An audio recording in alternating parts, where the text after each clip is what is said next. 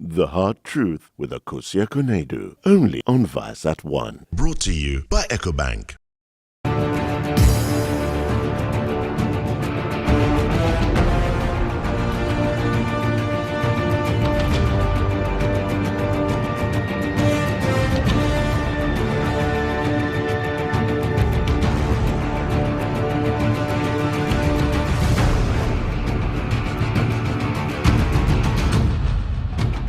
The ruling National Democratic Congress has launched its manifesto for the 2016 general elections with much fanfare, and the pressure now falls to the other opposition parties to do the same. Now, the NDC manifesto centered on four thematic areas, which include putting people first, strong and resilient economy, responding to social infrastructure, and improving transparent and accountable governance. However, questions begin to arise on whether this manifesto is actually achievable or they are just grandiose promises meant to sway voters.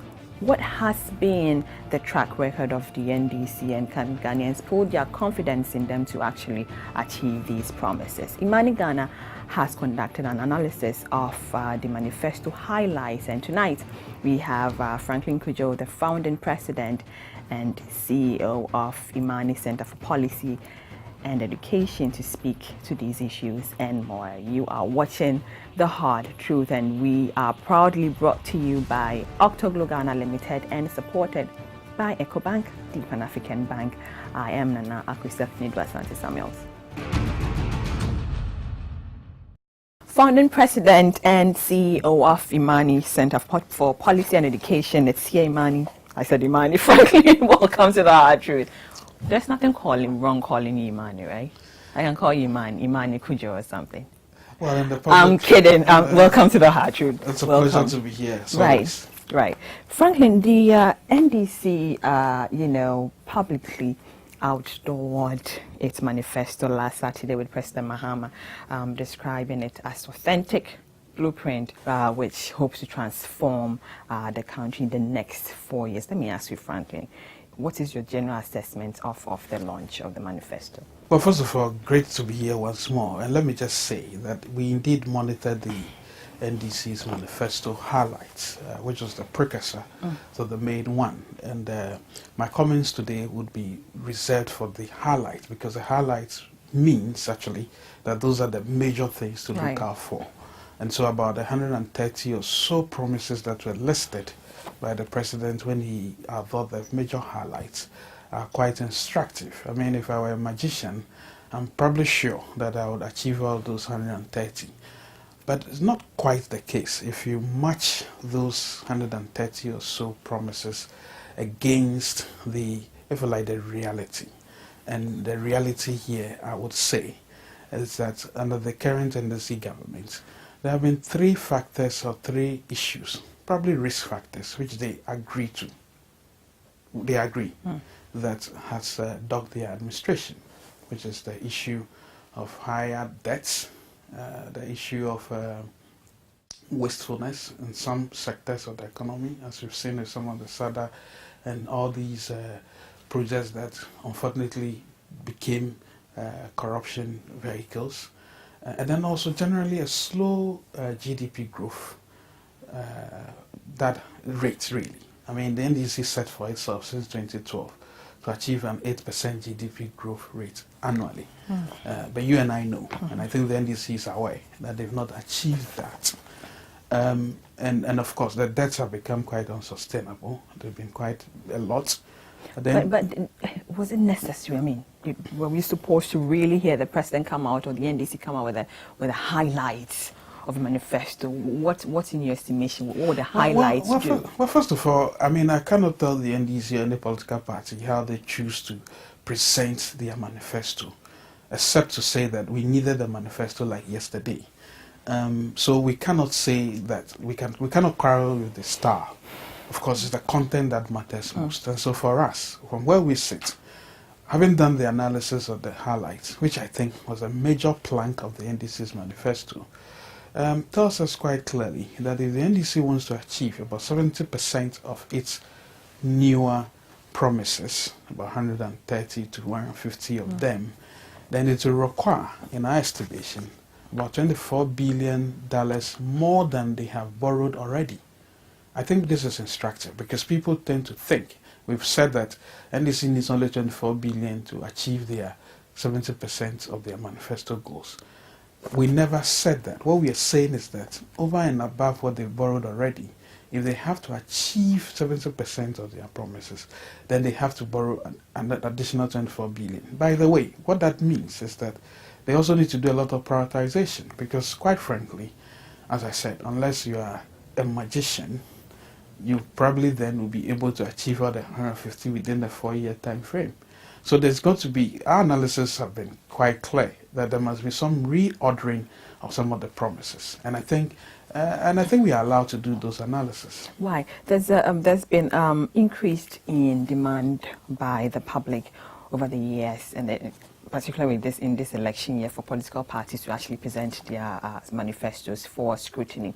A lot of controversies, Franklin, has surrounded this public debate on many issues with different interpretations to the manifesto, what it should entail. What really should a manifesto entail? And do you think that the NDC manifesto, in terms of content and implementation, it's actually feasible? First of all, there must be proper attributions. I mean, had it not been for Imani in particular, and then other civil society groups, but Imani in particular, we would never have been hearing this election is going to be about issues, much more promises that are supposed to be containing some serious thinking, and much more some costing. Because the moment we started asking questions about costing, the following moment you started hearing some of the politicians say, oh, 1 million here, 1 billion there, it will cost us this, it will cost us that. So we are moving on.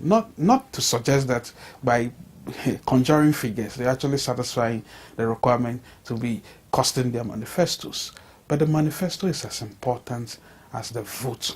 When you look at track records of successive governments, they come out in manifestos, and after the 4 years, we don't really see 100% output. Good. Now, do we necessarily have to hear a new party, or the party is coming to say, well, this is what I'm going to do, and what does that do, or what would that do to the citizens? Well, you and I have a duty to ensure that whatever a politician says is subjected to some amount of scrutiny. Because first of all, don't forget, in competitive politics, the politician does what it does in order to survive the next election, not because he loves you. That's one. Two, you pay a tax, and the tax is used to do developmental projects. In the social contract, especially when the person is bringing nothing to the table except shouting, "Choboy, choboy, choboy, choboy," you, who are giving the tax and the money, must be there to say, okay, show me your shopping list. We don't want the shopping list full of vain promises. But haven't they, or don't they retrace that every time now? So Nanadu goes to on a campaign platform and says, well, a dam in each region in the northern regional district, the northern, and these manifestos, you know, like highlights, but it's not like put together to say we are launching it. Don't we have the manifestos out there already? It is important that even if a politician wants to do ABCD, he or she needs to first of all test the waters. You ask a brilliant question, and the answer is that if these politicians had done proper analysis, even a survey of what the people wanted, you'll be shocked. In 2 days, you're going to organize a program. But do they really do No, that? but that's the point. It's easy. Survey? It doesn't cost much. I mean, right. You don't even have to go to talk to 10 million people. With 50,000 Ghana citizens, you can get a good survey done. That tells you that the people of the northern region, for instance, in the upper west region, don't care two hoots about the cost of doing business. If 16% of the people in upper west region, per Imani research, say that they care about the ease of doing business. In the Volta region, it's 16% in the Volta region, 38% in the upper west region. And corruption, they will say that in most regions, well, they tend to agree. In the Volta, in Brown Hafo, and in the upper west, they don't care two hoots. So if you go to these regions and you're shouting corruption, corruption, corruption, well, you are not going to get any votes. Now, that's what any serious political party, if any serious persons who think about you and I would have done first. So go to the people, ask them what you actually need, Yes, and then of put it course, together. but that's exactly what you need to do. This is so commonsensical. And madam, I've got to tell you one thing. I may be sounding this arrogant, but all these people have traveled around the world. They know how things are done. If you don't do piloting for any project that you want to implement, you failed from the beginning. We'll be right back. The Hard Truth with Cudjoe Conedo, only on Vice at 1. Brought to you by EcoBank.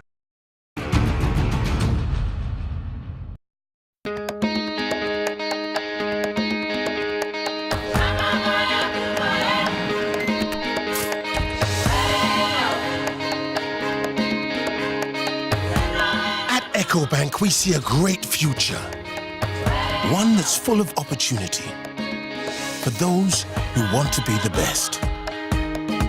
With over 1,000 branches of a single bank across 33 African countries. It's a future where trade can flourish without boundaries. The future is breathtaking, with enormous cross-border investments helping business and government build new infrastructure, while individuals achieve their ambitions right across Africa. The future is Pan-African, and EcoBank is the Pan-African bank. Welcome back. It's still The Hard Truth. We are proudly brought to you by Octoglo Ghana Limited and supported by your favorite bank, EcoBank, the Pan-African Bank, and Imani boss, Franklin Cudjoe is here. Franklin, the manifesto intimates that the NDC administration will focus on job creation strategy that targets manufacturing, agriculture, agribusiness, implementation of national infrastructure plans, among others. Do you think that the NDC provides a realistic and viable employment strategy to provide the job creation Ghanaians really are craving for? Which institute in this country is supposed or is mandated to undertake a productive, if you like, a holistic accounting of the human resource capital we have in this country? Possibly, you can talk about the labor-related agencies, Ministry of Employment. You can even go ahead and talk about the management, MDPI, Management Center for Productivity, something like that. But that's a defunct institution. It's almost dead. I don't know if workers get a salary as we speak. If a whole country can boast that it has no labor statistics, like the Ministry of Employment and what's it called? Ministry of Employment, labor one minister there at some point under this government did say in Parliament that I don't know the figures of people who are unemployed. Maybe when the NDC suggests that they will conduct a national database, maybe it's genuine, but I sit back and ask myself, what have we done to the national identity collection exercise? We started at 7 regions, we're left with 3 regions. All of a sudden, somebody said, oh, the whole world now collect 5-finger biometrics, and so doing 4 is illegal. You start all over again. Start all over again. You see, doing the witch's dance, which is going 2 steps forward and probably 3 steps backwards, has been the mantra with all political parties in this country. This specific question about whether the NDC can indeed deliver these jobs. Of course they can deliver. You know how they're going to deliver? Don't you see that in the National Youth Employment Exercise? They have youth in Arabic training. They have youth in, see, watchman. They have youth in... So you see, if you give money to politicians, they can create anything for you. So I've never shied away from, in fact, Imani has never said anywhere that none of the promises are not achievable.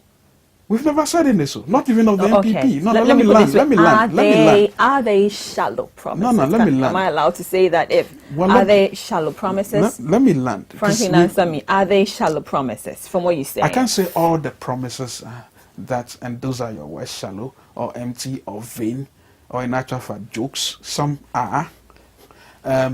But I can bet you that some indeed are sensible promises, especially the ones that come with some costing. Because if you tell somebody that I will revive the National Health Insurance Scheme, what do you mean? Is the scheme dead? Have you done any proper quantification to find out how many people are on the scheme, how much they are paying? Have you done what we call the burden of economic burden of diseases on the scheme for you to come out and suggest that it is dead and so you are reviving it? It is just words. That's what I'm going to say. And I'm just trying to tell you that this whole exercise is indeed instructive. It has exposed how our politicians think.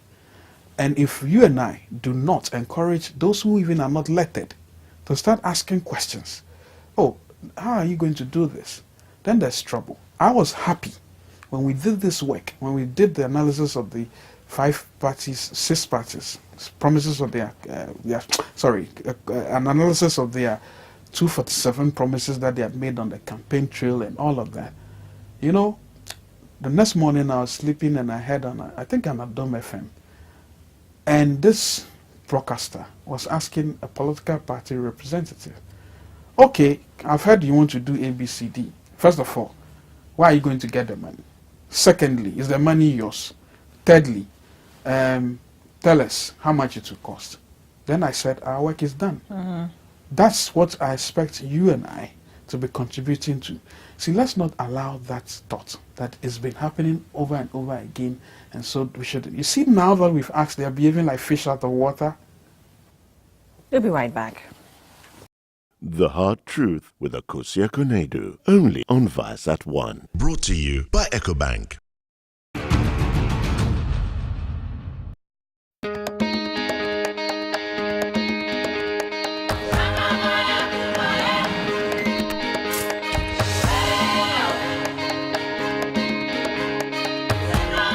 EcoBank, we see a great future, one that's full of opportunity for those who want to be the best.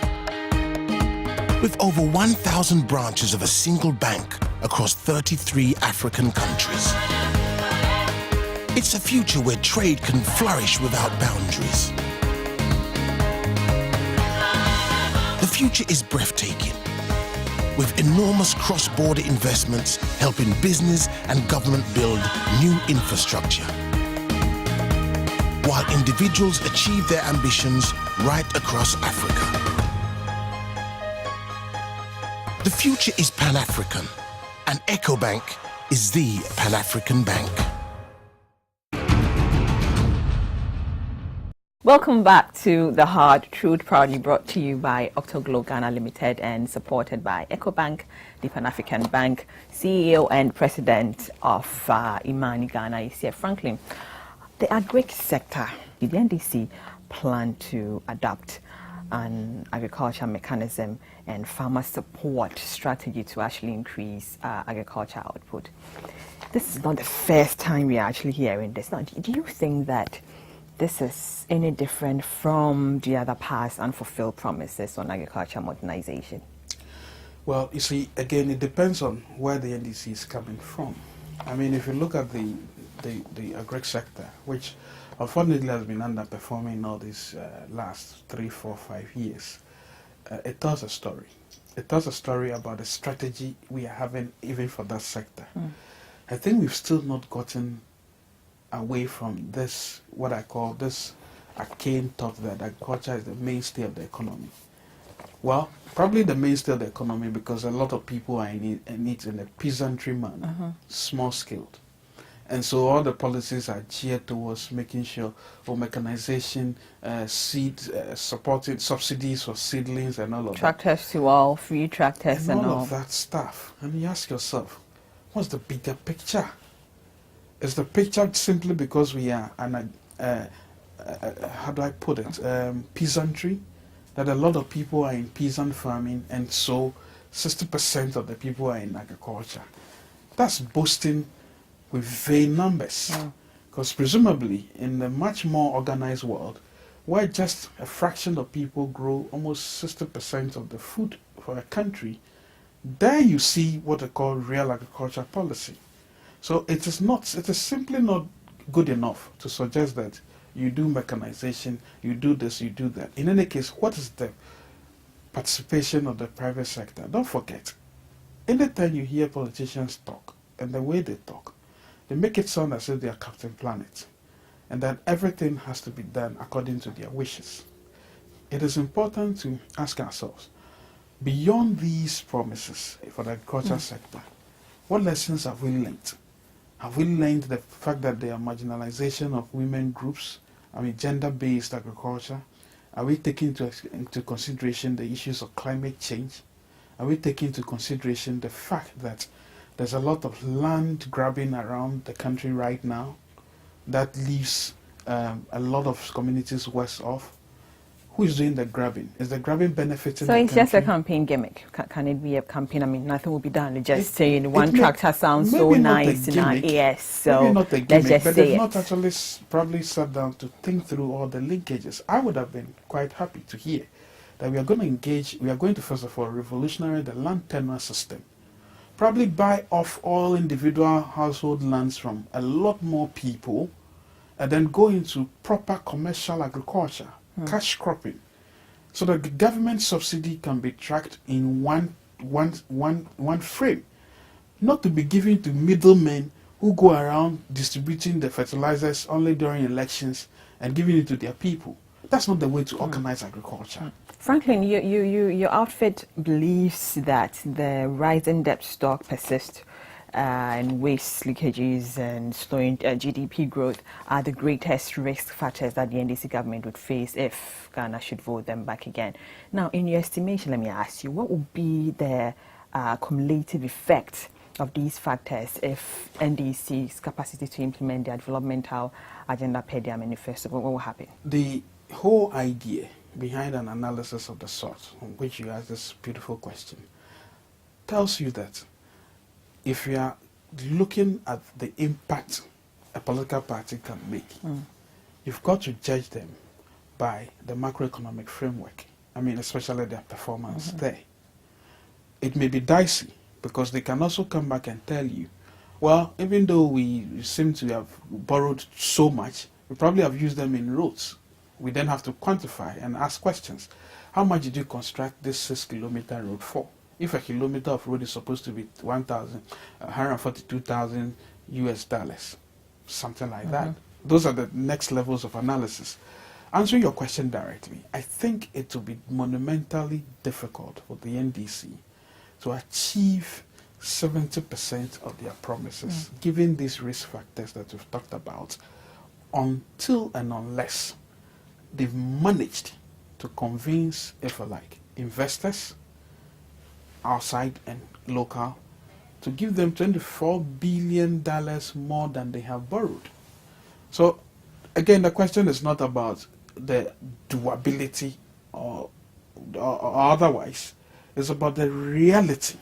And the reality really is that they have to tell us how exactly they're going to fund this project. Otherwise, what we suggest to the NDC to do is to reprioritize all these things and then look out for the ones that are most important. I think all the political parties, everything they are telling you, most of the things they are telling you, would not matter until we've solved the energy crisis. So same question. So if a different party comes, what will happen? Same scenario. What will happen? Oh, this may be quite a difficult question because we've got to see their set of things they want to do. It's not about if they come, what will happen. I can only make a judgment call based on the set of things they've given us to work with. But this is the case, they've been running away from their own shadows. So I can't even tell you if another party comes. I can only do that because I work with data and evidence. And the evidence I have so far points me to the fact that almost all the political parties will have monumental challenges when they come, because most of the promises they are making right now are either non-quantifiable, semi-quantifiable, or exactly not really serious ones. President Mahama has indicated, sir, that in his second term in office, he would focus on putting money into the people's pocket. Do the viability or do the variables paint a realistic picture? Now you go into that, come here. That's an excellent question, I've got to say. First of all, I mean, the NDC's mantra is better Ghana, right? If I'd answering that question, it's important to look at their track record so far. Before I can understand that argument or that particular promise that I put money directly in your pocket, maybe they've got to also explain what they actually mean. Does it mean physical cash, or do they mean that your disposable income will be a bit higher? I suspect it's the latter.